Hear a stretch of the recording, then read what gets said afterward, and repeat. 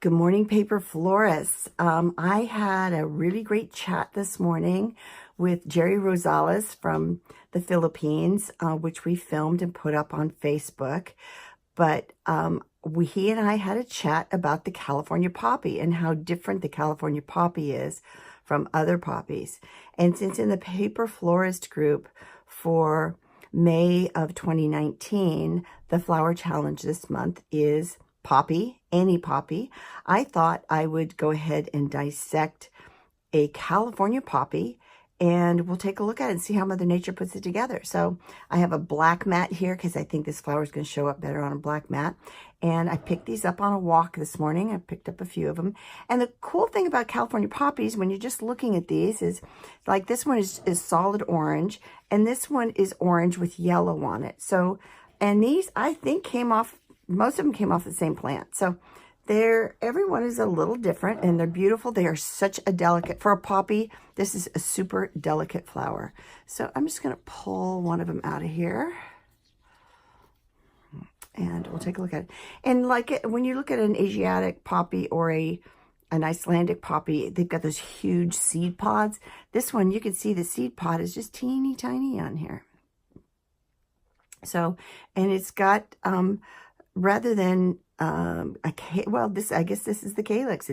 It's teeny tiny little calyx. I don't know if you can see that, and 4 beautiful petals. So we're going to kind of pull these pieces apart. First thing I'm going to do is pull this little stem off, and the petals or the leaves are really delicate, similar I think to maybe dill or fennel. Fennel maybe is more like that. So we'll pull those off and set those aside. And now we're going to just we're going to pull the petals off ever so gently to take a look at it and see how that center is actually put together. So let's just start by, let's see how they're put on. This one looks like an outside petal. They're actually kind of, when you look at it from the bottom, you can see that these 2 petals are outside and these 2 petals are inside. So when you place your petals, you would do the 2 inside petals and then the 2 opposite petals. So that's the way it lays on the flower. So let's start by pulling these little outside ones off ever so gently.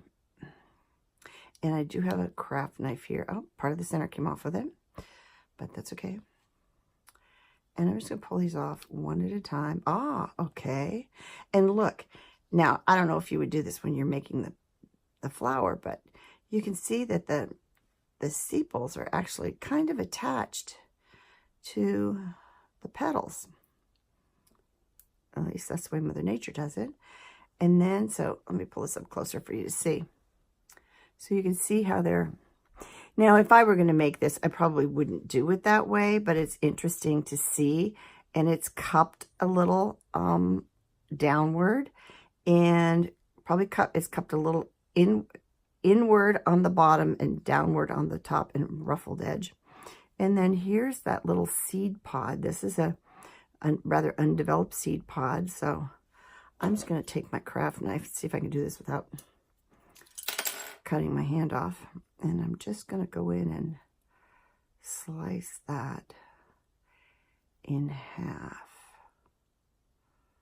Or see if I can get that off. There we go.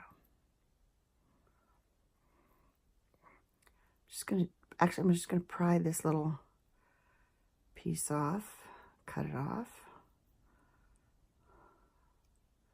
It's hard to see. I'm hoping you can see that. I'm just going to kind of go all the way around.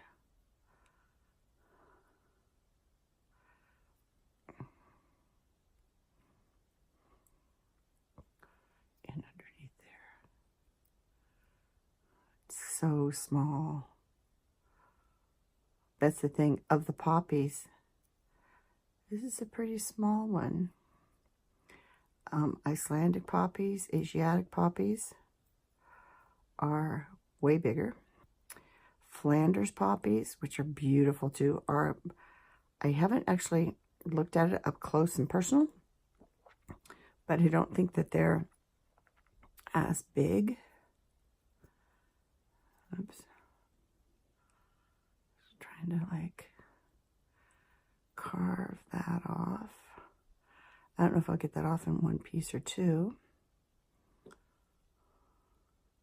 It's almost like a little mushroom cap. There.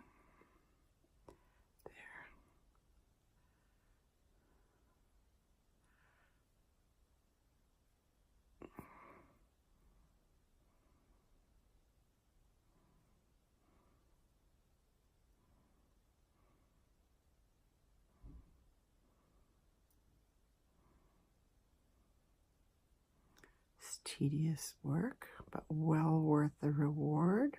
There we go. Oh, one little spot right in there. There we go. Got it. Take that off, and you can see. So hold that. It's wrapped around. I would probably take a little piece of green, put a little red on the outside of it, kind of turn it upside down and wrap it around the flower. And then what we have left here is the seed pod. This is a very small one. It's only got 1, 2, 3, 4 little sepals coming off of it. But that's your seed pod. And going back to this, each one of these has 1, 2, 3, 4, 5. Let's see if they all have 5.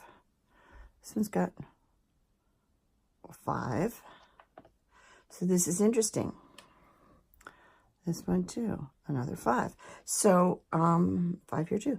So that would make 25, 29 little sepals is all it has, and they're teeny tiny. And when they all come together,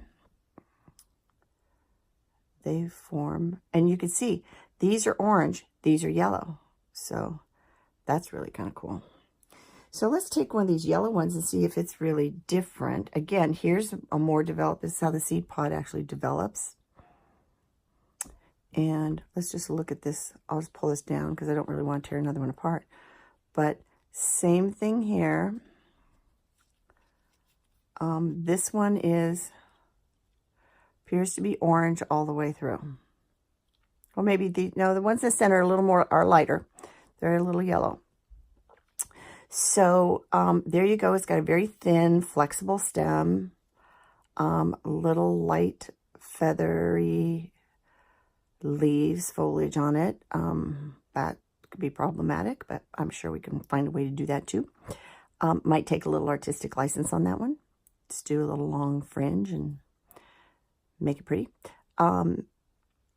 So there you have it. There is a dissection of our beautiful California poppy.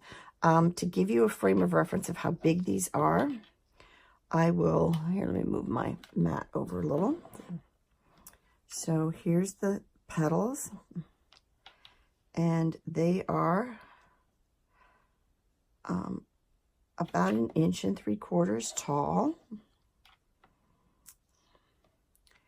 And come over here.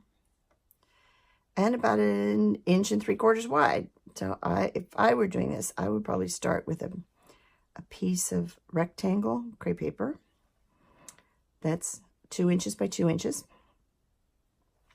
Cut my petals like that. Your little calyx here is going to be teeny, teeny, tiny. And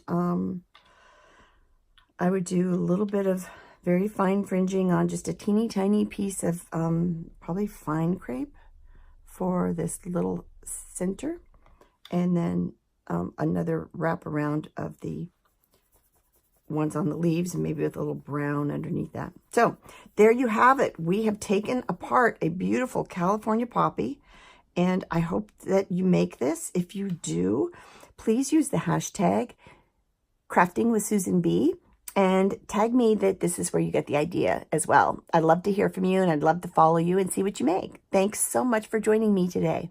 I hope I see you soon. Take care.